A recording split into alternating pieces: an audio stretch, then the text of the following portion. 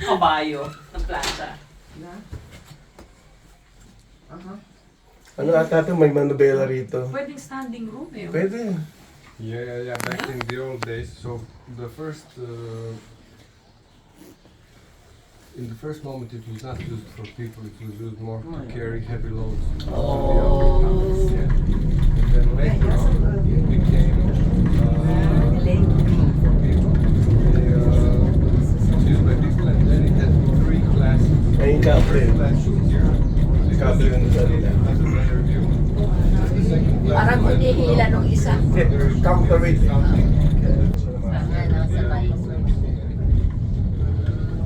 Arlen, Galing second class ka dyan. Ang first class daw dito. Third class nakatayo. Naguunahan pa dyan Ganun yung view dyan, no? Kasi nga, kaya first class Ay, doon. view doon. Nadampas ni Mike dyan pala. Galing. Yes. So nakikipag-unahan si Arlen doon. Second class yan. Economy class ba to? Economy yan. Itong business class. Oo nga, ano? Kaya pala may ganito kami. Oh, plancha.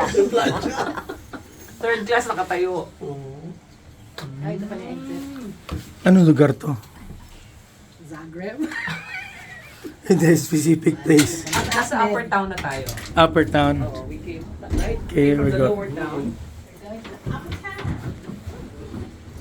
May kainan ba rito? Ako, may merienda daw mamaya. Not with this. We will get down. I do not like to walk. Huh? Why?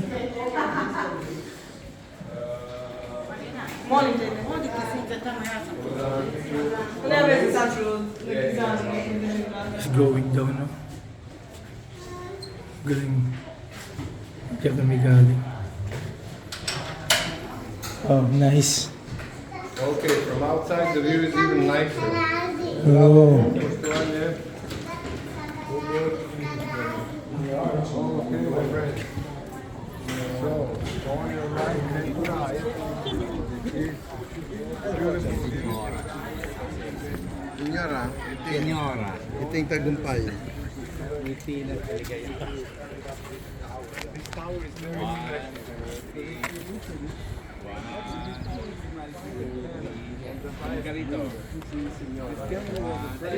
Zagreb blocking from Vienna. It's a really old camera. And we got it as a present so we can protect ourselves.